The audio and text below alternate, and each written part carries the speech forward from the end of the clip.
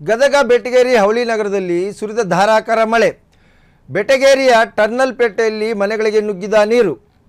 ಕೆರೆಯಂತಾದ ರಸ್ತೆಗಳಲ್ಲೇ ನಡೆದುಕೊಂಡು ಹೋಗುತ್ತಿರುವ ಪರಿಸ್ಥಿತಿ ಈಗ ಎದುರಾಗಿದೆ. ಭಾರೀ ಮಳೆಯಿಂದ ತಗ್ಗು ಪ್ರದೇಶದ ಮನೆಗಳಿಗೆ ನುಗ್ಗಿದ ನೀರು. ಟರ್ನಲ್ ಪೇಟೆಯ ಕೆಲವು ಕುಟುಂಬಸ್ಥರ ಜೀವನ ಅಸ್ತವ್ಯಸ್ತವಾಗಿದೆ. ಇನ್ನು ಗದಗ ಬೆಟಗೇರಿ ಹವಳಿ ನಗರದಲ್ಲಿ ಸುರಿದ ಧಾರಾಕಾರ ಮಳೆ. ಬೆಟಗೇರಿಯ ಟರ್ನಲ್ ಪೇಟೆಯಲ್ಲಿ ಮನೆಗಳಿಗೆ ನುಗ್ಗಿದ ನೀರು.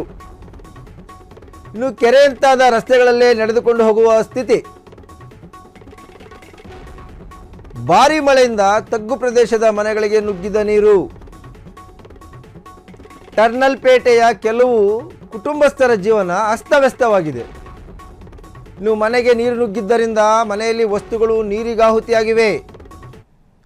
ಗದಗದ ಬೆಟಗೇರಿಯಲ್ಲಿ ಧಾರಾಕಾರ ಮಳೆಗೆ ರಸ್ತೆಗಳು ಜಲಾವೃತ ಆದರೆ ತಗ್ಗು ಪ್ರದೇಶದ ಮನೆಗಳಿಗೆ ಮಳೆ ನೀರು ನುಗ್ಗಿದ್ದು ಸಾರ್ವಜನಿಕರ ಜೀವನ ಒಂದು ರೀತಿ ಅಸ್ತವ್ಯಸ್ತ ಆಗಿದೆ.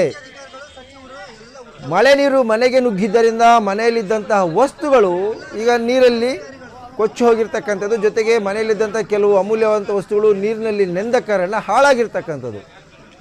ಸೊ ಜನರ ಜೀವನ ಒಂದು ರೀತಿ ಅಸ್ತವ್ಯಸ್ತ ಆಗಿದೆ.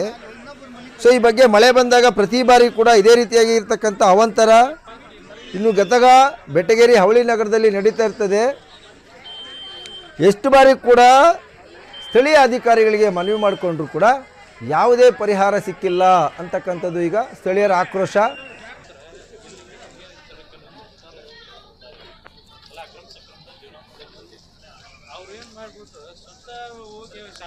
ಈ ಬಗ್ಗೆ ಹೆಚ್ಚಿನ ಮಾಹಿತಿ ನೀಡಲಿಕ್ಕೆ ನಮ್ಮ ಪ್ರತಿನಿಧಿ ನಿಂಗನಗೌಡ ಫೋನ್ ಸಂಪರ್ಕದಲ್ಲಿದ್ದಾರೆ.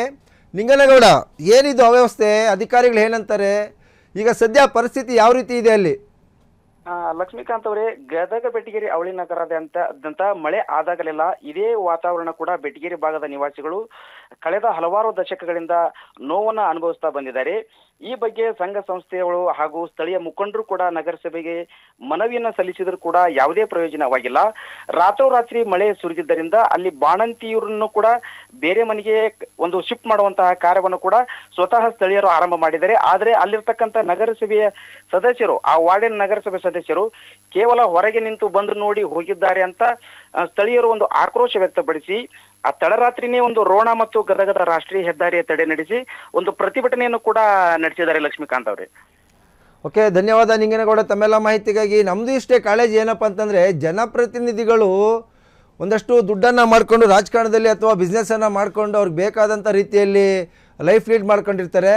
ಏನೋ ನಾಮಕಾವಸ್ಥೆಗೆ ಅಂತ ಈ ಥರ ಘಟನೆಗಳು ನಡೆದಾಗ ಹೋಗಿ ಕೈ ಕಟ್ಕೊಂಡು ದೂರದಲ್ಲಿ ನಿಂತ್ಕೊಂಡು ನೋಡ್ಕೊಂಡು ಹೋಗೋದಲ್ಲ, ಜನರ ಸಮಸ್ಯೆಗೆ ಸ್ಪಂದಿಸಬೇಕು. ಇನ್ನಾದರೂ ಕೂಡ ಇದಕ್ಕೆ ಸಂಬಂಧಪಟ್ಟಂತಹ ಸ್ಥಳೀಯ ಅಧಿಕಾರಿಗಳು ಇದನ್ನು ಗಮನಕ್ಕೆ ತಗೊಂಡು ಉನ್ನತ ಮಟ್ಟದ ಅಧಿಕಾರಿಗಳ ಜೊತೆ ಮಾತಾಡಿ ಇದನ್ನು ಸರಿಪಡಿಸ್ತಕ್ಕಂಥ ಕೆಲಸಕ್ಕೆ ಮುಂದಾಗಬೇಕು.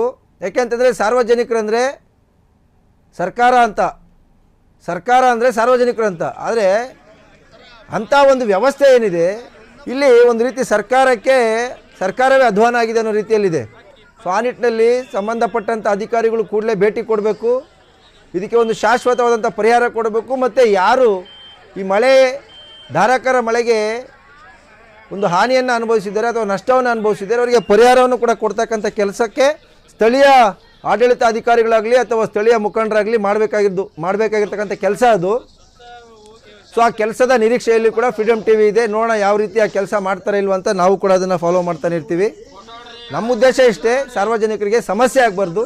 ಸಾರ್ವಜನಿಕರ ಸಮಸ್ಯೆಗಳನ್ನು ಪರಿಹಾರ ಮಾಡ್ತಕ್ಕಂಥ ನಿಟ್ಟಿನಲ್ಲಿ ಅಧಿಕಾರಿಗಳು ಕ್ರಮಕ್ಕೆ ಮುಂದಾಗಬೇಕು. 6 ಮಂದಿ ಸೇರಿ ಎತ್ಕೊಂಡು ಹೋಗಿರ ಅನ್ಮಳ 4 ಮಂದಿ ಕೂಡೋದು